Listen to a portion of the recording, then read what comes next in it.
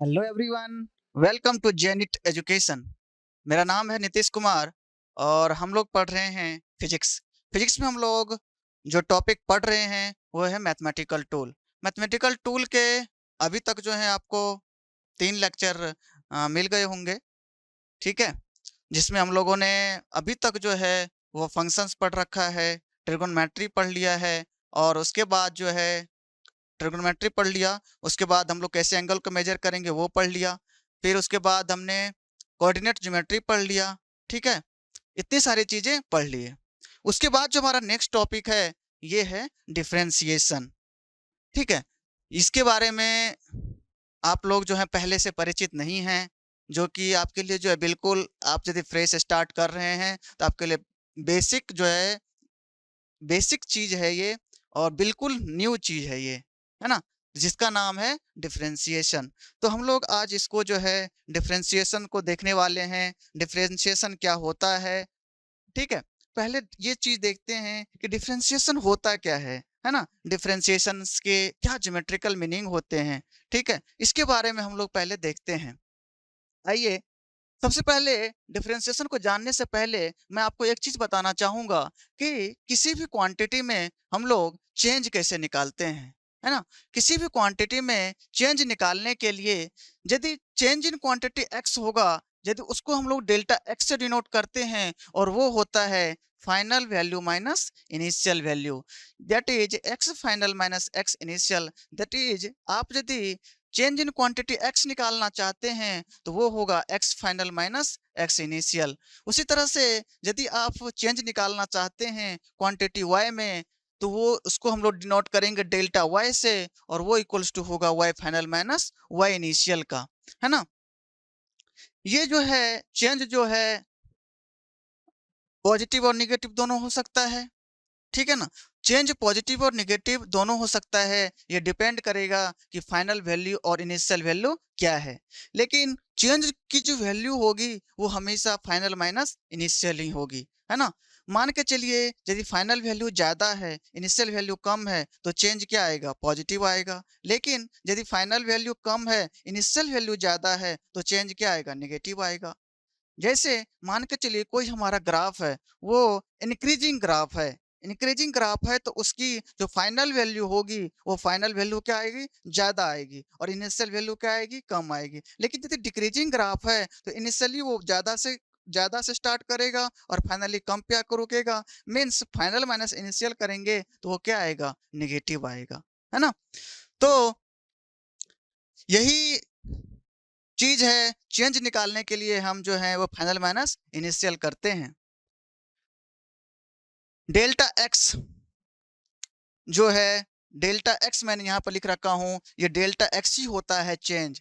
Delta x को मैंने लिखा फाइनाइट चेंज इन एक्स। यदि कोई फाइनाइट चेंज होगा तो उसको हम लोग डेल्टा एक्स से, फाइनाइट चेंज इन एक्स होगा तो उसको डेल्टा एक्स से डिनोट करेंगे, और फाइनाइट चेंज इन वाई होगा तो उसको डेल्टा वाई से डिनोट करेंगे। जब फाइनाइट चेंज होगा तो हम लोग उसको डेल्टा से डिनोट करते हैं, है ना। ये हो गया।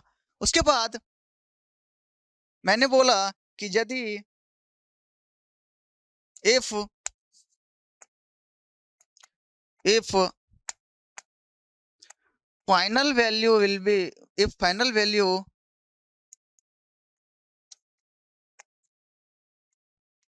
maximum,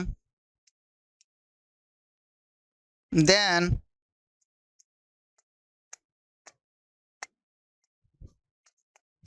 change will be positive, and if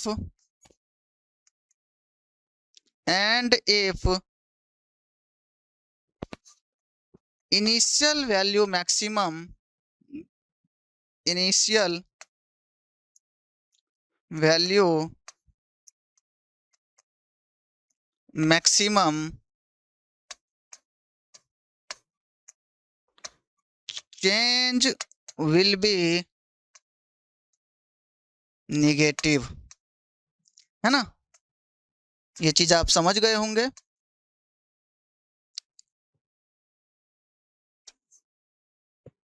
इतना चीज आपको समझ में आ रहा होगा, है ना। आगे बढ़ते हैं। और ये देखते हैं कि dx क्या होता है। चलिए यहां से अब आपका शुरू हो रहा है डिफरेंशिएशन का कंसेप्ट। ये dx क्या होता है? dx इक्वल्स टू होता है, ये होता है infinitely infinitely small change infinitely small change in x, that is x final minus x initial. जब भी चेंज की बात करेंगे हम लोग तो फाइनल माइनस इनिशियल ही करेंगे। तो infinitely small change in x, मैं आपको बताऊंगा कि इन्फाइनेटली स्मॉल चेंज क्या होता है। पहले इसको हम लोग लिख लेते हैं, है ना। dy होता है infinitely small change in y, that is y final minus y initial. Sir ये dx और डेल्टा x में क्या डिफरेंस है? तो dx मैंने बोला कि infinitely small change, delta x में क्या था, मैं लिखा था कि फाइनाइट चेंज होगा, फाइनाइट चेंज कुछ तो चेंज होगा उसमें फाइनाइटली, लेकिन इसमें कह रहा है कि भाई इनफाइनाइटली स्मॉल चेंज। तो सर ये इनफाइनाइटली स्मॉल चेंज का क्या मतलब है?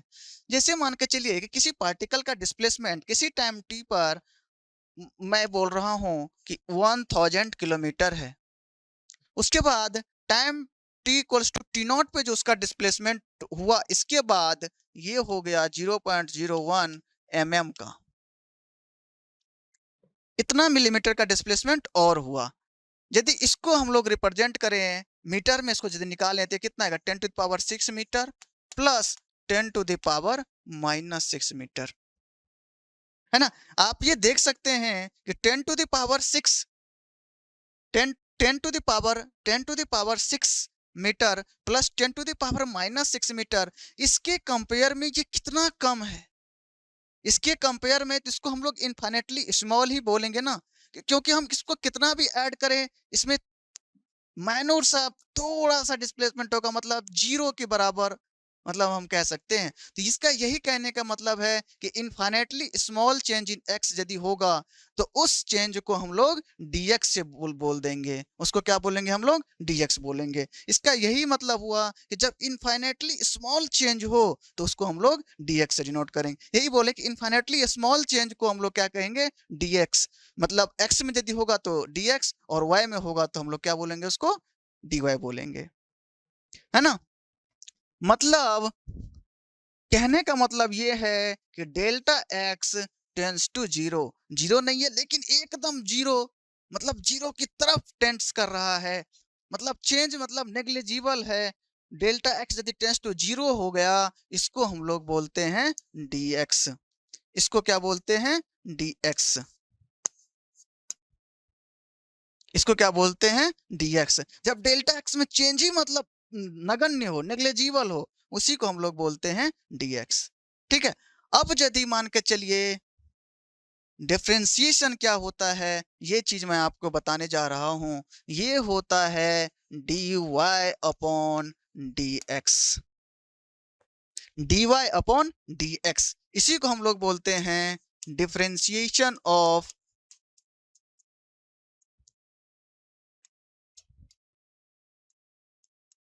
Differentiation of y with respect to x, differentiation of y with respect to x, है ना। इसी को हम लोग बोलते हैं rate of rate of rate of change of y with respect to x। इसी को हम लोग बोलते हैं rate of change of y with respect to x। मतलब x में यदि हम यूनिट चेंज करें, x में यदि यूनिट चेंज करें तो y में कितना चेंज होगा, वही कह रहा है कि रेट ऑफ चेंज, इसी को हम लोग रेट ऑफ चेंज भी बोलते हैं, है ना। अभी रेट ऑफ चेंज x के रिस्पेक्ट में है तो ये हम लोग x बोलेंगे। कभी यदि मान कर चलिए रेट ऑफ चेंज टाइम के रिस्पेक्ट में होता है तो टाइम रेट होता है ना। अभी x के रिस्पेक्ट में है तो उसको हम लोग rate of change with respect to x बोलेंगे, है ना। अभी हमारे फिजिक्स में आगे जब वेलोसिटी का टाइम के रिस्पेक्ट में ग्राफ रहेगा, वहां पर यदि हम लोग करेंगे टाइम रेट निकालेंगे, वहां पर मैक्सिमम टाइम हम लोग टाइम रेट निकालेंगे, तो वहां पर भी डिफरेंशिएशन ही है, लेकिन विथ रिस्पेक्ट टू टाइम है। तो इसी को हम लोग बोलते हैं dy अपॉन dx। यही जो चीज है इसी को हम लोग बोलते हैं डिफरेंशिएशन। इसी को हम लोग क्या बोलते हैं? डिफरेंशिएशन। That is differentiation. जब change delta x tends to zero हो, delta x tends to zero हो, तो वो क्या हो जाता है? dx। उसी तरह से डेल्टा वाई यदि टेंस टू जीरो होगा तो ये होगा dy। और इसी को यदि हम लोग dy अपॉन dx निकालते हैं, dy अपॉन dx निकालते हैं, मीन्स मतलब x के चेंज करने से y में कितना चेंज हुआ, x में थोड़ा सा चेंज करने से y में कितना चेंज हुआ, वही जो उसका जो रेशियो होता है उसी को हम लोग क्या बोलते हैं? डिफरेंशिएशन बोलते हैं। ठीक है ना? तो dy अपॉन dx यही होता है differentiation of y with respect to x। और या तो rate of change of y, इसको आप लोग थोड़ा सा दिमाग में रखिएगा, क्योंकि बार बार यदि क्वेश्चन में आएगा रेट ऑफ चेंज, यदि आप नहीं समझ में आएगा भाई रेट ऑफ चेंज होता क्या है, तो आप फंसेंगे। इसलिए मैं इस पर जोर दे रहा हूं। इसी को बोलते हैं हम लोग rate of change of y with respect to x, है ना? ठीक है, यहां तक आप लोग समझ गए होंगे डिफरेंशिएशन कहां से आया। ठीक है, डिफरेंशिएशन कैसे हम लोग एक मतलब थ्योरी की तरह एक डिफरेंशिएशन को कैसे हम लोग डेवलप किए। चलिए आइए आगे बढ़ते हैं और इसके ज्योमेट्रिकल मीनिंग की बात करते हैं। इसके ज्योमेट्रिकल मीनिंग की बात करते हैं हम लोग कि ज्योमेट्रिकल मीनिंग क्या होता है इसका।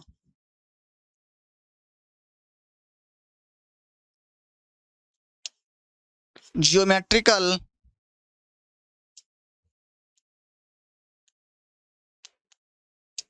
Geometrical meaning of dy upon dx।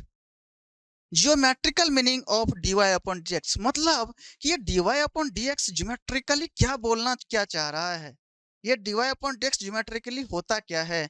आइए इसके बारे में हम लोग चर्चा करते हैं। जैसे मान के चलिए कि कोई हमारा कर्व है y equals to f x, कोई हमारा कर्व है y equals to f x. ठीक है, इसका ग्राफ मतलब हमको नहीं पता कि किस तरह का, किस नेचर का, या मतलब कैसा इसका ग्राफ बनेगा, इसका क्या शेप है, लेकिन कैसा भी शेप हो, लेकिन मैं ये मान लेता हूं कि हम ये जो ग्राफ है इसका कुछ इस तरह से, कुछ इस तरह से ये ग्राफ है ना? ये हमारा y एक्सिस है और ये x एक्सिस है। ठीक है, और यहां पर मान लेते हैं कि कोई 2 पॉइंट A और B, कोई 2 पॉइंट है A और B, 2 पॉइंट है। इसका कोऑर्डिनेट x1 कॉमा y1 है और इसका कोऑर्डिनेट x2 कॉमा y2 है। ठीक है, ये पॉइंट है A और B।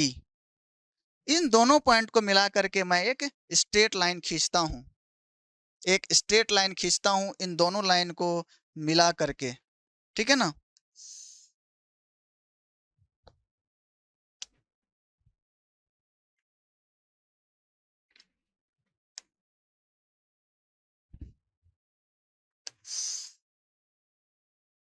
ठीक है, ये हमारा कोई स्ट्रेट लाइन हो गया, ये कोई हमारा स्ट्रेट लाइन हो गया।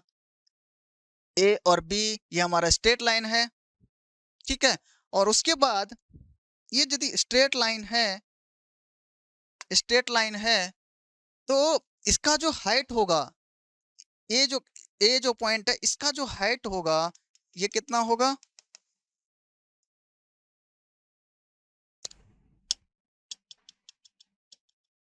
इसका जो ये हाइट है ना, ये हाइट क्या होगा? y1 होगा, है ना? और ये जो इसका x कोऑर्डिनेट होगा, मतलब इसका जो लेंथ होगा, ये क्या होगा? x1 होगा इस पॉइंट का। उसी तरह से इसका जो हाइट होगा ये होगा अपना y2, और ये जो लेंथ होगा यहां से लेकर के यहां तक का, ये क्या होगा? x2। है ना। ये लेंथ के ये लेंथ कितना होगा वी पॉइंट के लिए x2, और ये हाइट कितना होगा y2। ठीक है। और अब बताइए ये x2 है ये x1 है, तो इस बीच वाले को कितना लिखेंगे, बीच वाले को कितना लिखेंगे, x2 माइनस x1 होगा ये। ठीक है ना, ये x2 माइनस x1 हो गया। मैं क्या बोल रहा हूं कि पॉइंट ए से मैं क्या करता हूं, x एक्सिस के पैरेलल एक लाइन ड्रॉ करता हूं। x एक्सिस के पैरेलल एक लाइन ड्रॉ किया मैंने,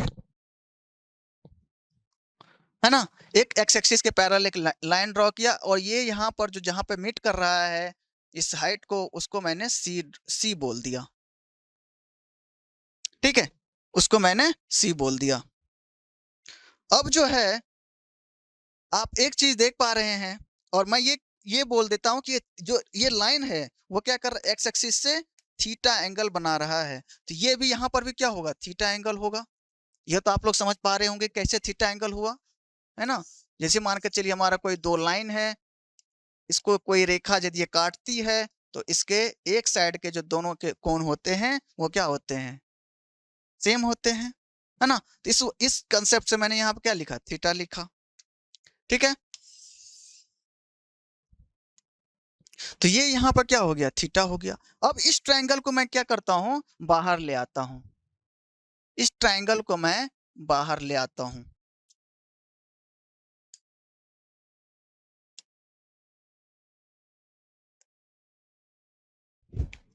ठीक है, ये थीटा हो गया।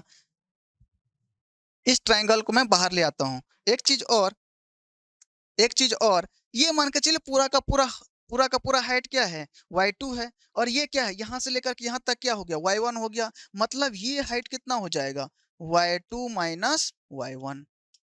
ठीक है ना, और y2 minus y1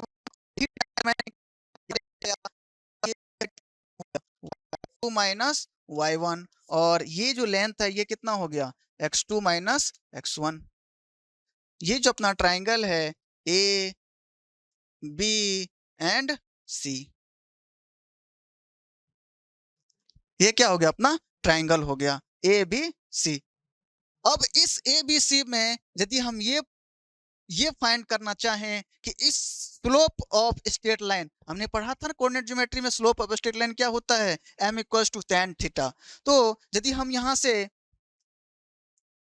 slope of slope of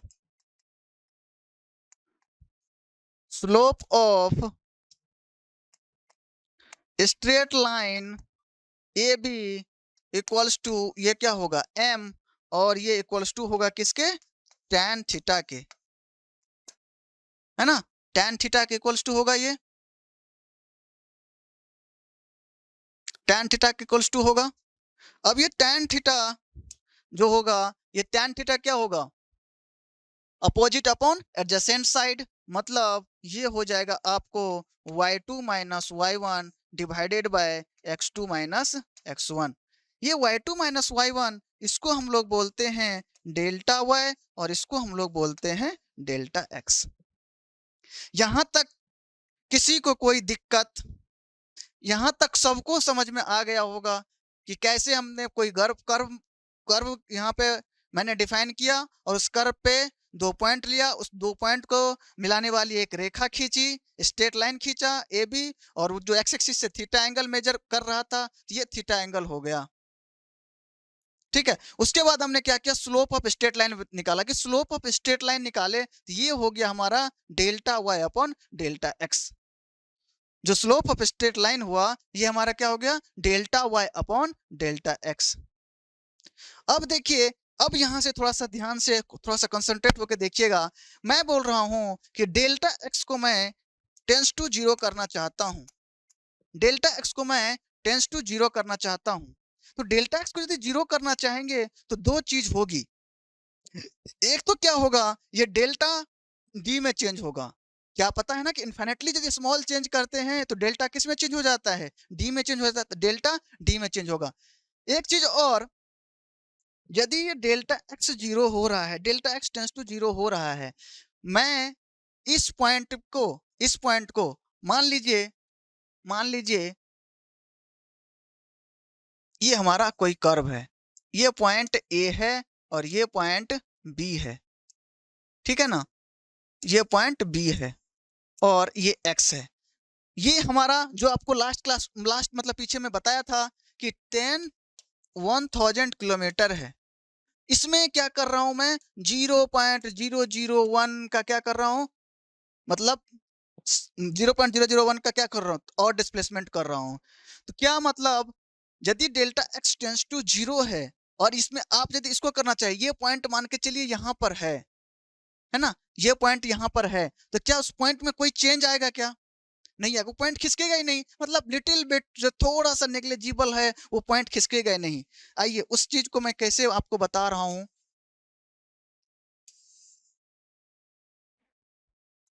यदि मान लीजिए कि डेल्टा एक्स क्या है, टेंस टू 0 है, डेल्टा एक्स टेंस टू 0 है, डेल्टा एक्स टेंस टू 0 है, उसके बाद यदि चेंज ही ये 0 है तो ये पॉइंट क्या होगा, दोनों पॉइंट क्या होगा, पास में आएंगे, मतलब दोनों पॉइंट क्या हो जाएगा, कोइंसाइड कर जाएगा, है ना, दोनों points A and points B will be coincide. मतलब यदि डेल्टा एक्स टेंस टू 0 होगा, डेल्टा एक्स टेंस टू 0 होगा, तो अपन ये बोल सकते हैं कि del will converted in D and ये पॉइंट ए और बी क्या हो जाएगा, तो चेंज ही नहीं होगा, मतलब क्या हो जाएगा, कोइंसाइड कर जाएगा, मतलब एक पॉइंट पे आ जाएगा। एक पॉइंट पे कहां पा सकता है, यहाँ पर, इस पॉइंट पर। आइए हम यदि यहाँ पर एक ग्राफ बना लें, है ना, तो ये हमारा लाइन हो जाएगा, मतलब पॉइंट ए और बी जो दोनों जो पॉइंट है वो पॉइंट क्या हो जाएगा, कोइंसाइड हो जाएगा, ये दोनों पॉइंट क्या हो जाएगा, कोइंसाइड हो जाएगा। मतलब अपन यहाँ पर हम ये बात लिख सकते हैं कि पॉइंट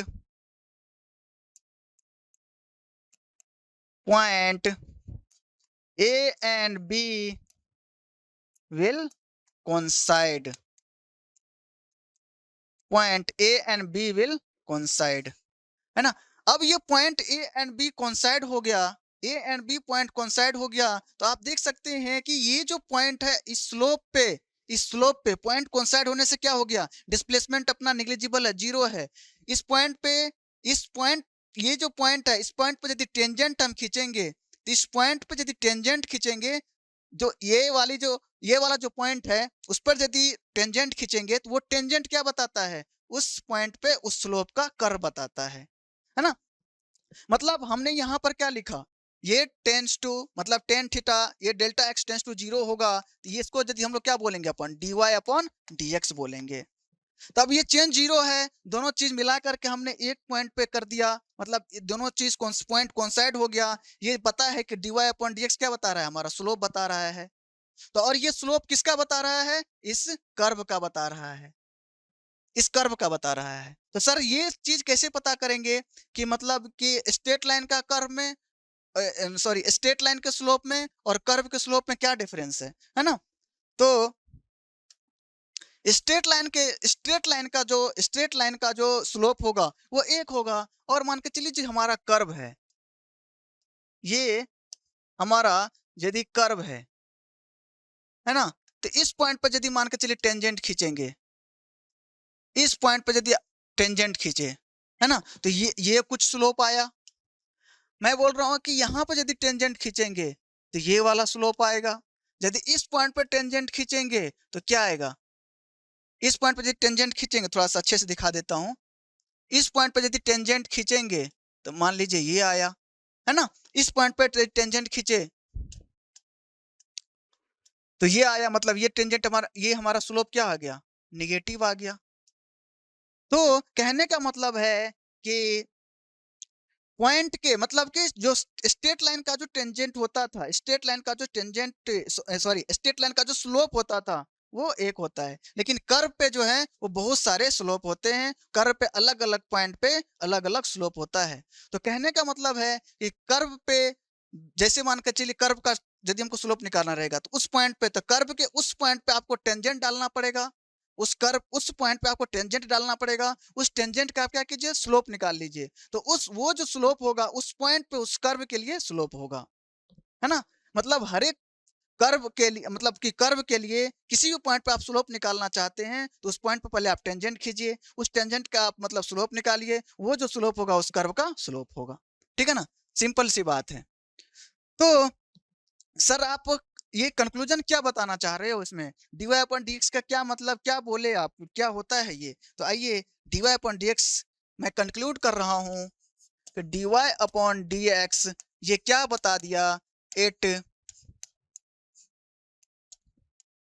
गिव्स द, बहुत ही इंपॉर्टेंट पॉइंट है ये, instant instantaneous instantaneous slope of the curve y equals to fx। ये जो है it gives the instantaneous slope of the curve y equals to fx। कहने का मतलब है कि जो भी कर्व पे dy अपॉन dx जो है ये क्या बताता है, स्लोप बताता है। हमने वहां से देखा स्ट्रेट लाइन का slope delta y upon delta x था, मैंने उसको टेंस टू 0 किया, वो पॉइंट कोइंसाइड हो गया, फिर वही स्लोप जो है कर्व के लिए जो है वही जो स्लोप बन गया, वही स्लोप dy अपॉन dx यदि हम देखें तो dy अपॉन dx इस पॉइंट पर क्या था, इस पॉइंट पर डिफरेंट है, इस पॉइंट पर डिफरेंट है, इस पॉइंट पर डिफरेंट है। मतलब क्या, dy upon dx instantaneous slope बताता है। सर ये इंस्टेंटेनियस का क्या मतलब हुआ? इंस्टेंटेनियस का मतलब हुआ कि हर एक एक्स की वैल्यू पर, हर एक एक्स की वैल्यू पर उसका स्लोप अलग आएगा, हर एक एक्स की वैल्यू पर उसका स्लोप अलग आएगा। मान के चलिए कि हमारे पास कोई कर्व है y equals to 3x square plus 2x, तो भाई यदि इसका हम लोग स्लोप निकालेंगे, इसका यदि हम लोग स्लोप निकालेंगे तो हर एक x की वैल्यू पर इस स्लोप की वैल्यू अलग होगी। यही कहने का मतलब है कि dy अपॉन dx जो है it gives the instantaneous slope of the curve, कि मतलब हर एक x की वैल्यू पर स्लोप की वैल्यू चेंज हो जाएगी, से स्लोप की वैल्यू डिफरेंट होगी, है ना। तो यही कहने का मतलब है, यही इसका ज्योमेट्रिकल मीनिंग है, यही इसका ज्योमेट्रिकल मीनिंग है जो आपको ध्यान में रखना है कि dy अपॉन dx क्या बताता है, it gives the instantaneous slope of the curve y equals to fx, है ना। इंस्टेंटेनियस स्लोप बताता है, स्लोप स्लोप नहीं बताता, इंस्टेंटेनियस स्लोप बताता है। तो इस चीजों को आप थोड़ा सा ध्यान में रखिएगा। चलिए आगे बढ़ते हैं। अभी तक हम लोगों ने ये जाना कि भाई डिफरेंशिएशन होता क्या है ना, डिफरेंशिएशन क्या होता है। उसके बाद हम लोग ये देखेंगे कि भाई डिफरेंशिएशन कैसे फाइंड करेंगे, है ना। तो डिफरेंशिएशन फाइंड करने के लिए हम लोगों के पास फार्मूलेस हैं, मैथ में इसका आप डेरिवेशन देखिएगा, लेकिन यहाँ पर हम लोग कुछ फार्मूले लिखेंगे जिससे हमारा काम हो जाएगा। उसी फार्मूले को हम लोग जो वहां से डेरिवेशन करके जो मैथ्स में बताया गया है, उसी फार्मूले को यूज करके हम लोग फिजिक्स में उसका एप्लीकेशन वाला पार्ट देखेंगे, है ना। तो फिजिक्स में उसका क्या है, एप्लीकेशन है। तो जो कुछ फार्मूले हैं, उसके बाद हम इसके कुछ रूल्स हैं, उस रूल्स को आपको देखना पड़ेगा, इसके जो फार्मूलेस हैं उसको आपको देखना पड़ेगा। ठीक है, तो आइए मैं आपको फार्मूलेस कौन कौन से हैं वो अभी आपको मैं बता देता हूँ, फिर उसके बाद रूल्स को देखेंगे।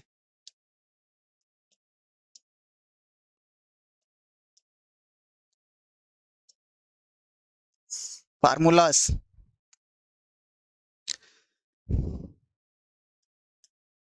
जैसे y equals to f x, जैसे दिया रहे x पे पावर n है ना। यदि इसका हम लोग dy अपॉन dx निकालें तो ये होता है d upon D x, y के जगह पे क्या है, x पे पावर n है, तो ये हो जाता है n, इसका पीछे आ जाता है n इंटू एक्स पे पावर n माइनस वन हो जाता है ना।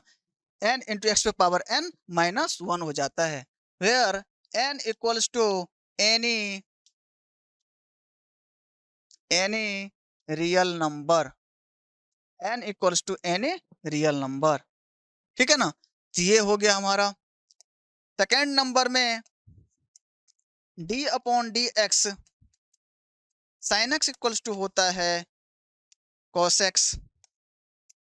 थर्ड नंबर में d upon D x, cos x equals to होता है माइनस ऑफ साइन एक्स। उसके बाद फोर्थ नंबर में d upon D x, 10x होता है sec स्क्वायर x। उसके बाद फिफ्थ नंबर में d upon D x sec x होता है sec x इंटू 10x। उसके बाद d upon D x cot x होता है minus of cosec square x into cot x। उसके बाद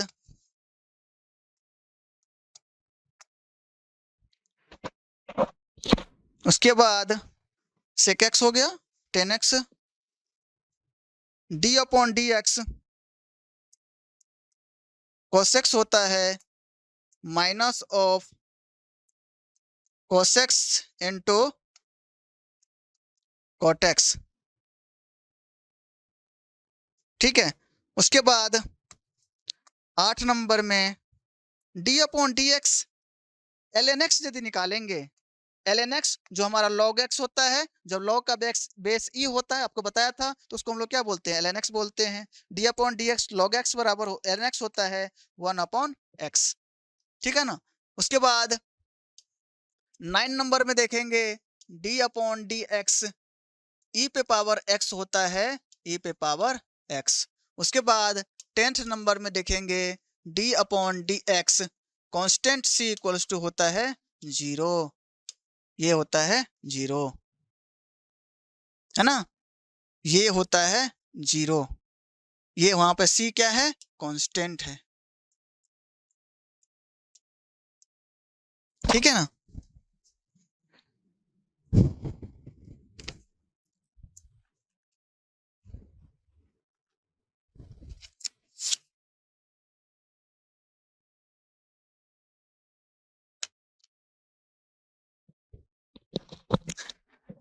यहाँ पर d upon D x cortex minus of cosec square, तो कॉटेक्स तो यहाँ पर मैंने लिख दिया हूँ, यहाँ पर ये कॉटेक्स नहीं आएगा। ठीक है ना। d upon D x cot x equals to minus of cosec square x। ठीक है। तो यहां तक जो है आप अच्छे से समझ गए होंगे क्या होता है।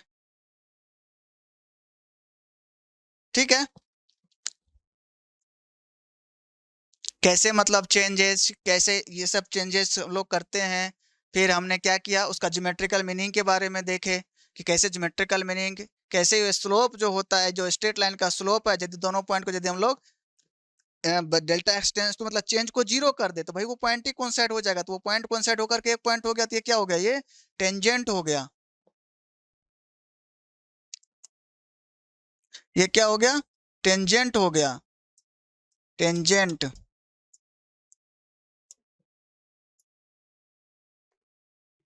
टेंजेंट हो गया ये, है ना, ये टेंजेंट बन जाता है। अब वो टेंजेंट का यदि हम लोग स्लोप निकालेंगे, तो वो उस कर्व का क्या होता है, स्लोप। तो मतलब dy अपॉन dx जो है, dy अपॉन dx जो है वो क्या बताता है, इंस्टेंटेनियस स्लोप बताता है। Instantaneous, it gives the instantaneous slope of the curve y equals to fx। उसके बाद हम लोगों ने ये कुछ फार्मूलेस देखे हैं। ठीक है।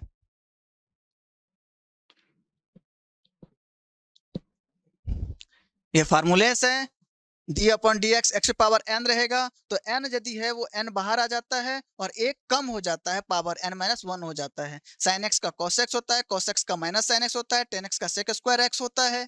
D upon D X sec X का sec X into tan X होता है, कॉट एक्स का minus of cosec square X होता है, कॉस एक्स का minus cosec into cot X होता है। एल एन एक्स जो D upon D X L N X होता है, ये 1 अपॉन एक्स होता है, और ई पे पावर एक्स का ई पावर एक्स होता है, और ये जो कॉन्स्टेंट टर्म है उसका जो डिफरेंशिएशन होता है वो 0 होता है। ठीक है। तो यहाँ तक जो है आप देखिएगा, ये छोटा सा ही इसको वीडियो रखता हूँ। फिर उसके बाद नेक्स्ट में हम लोग इसके रूल्स के बारे में देखेंगे। ठीक है ना, इसके रूल्स के बारे में देखेंगे और इसके ऊपर प्रैक्टिस करेंगे।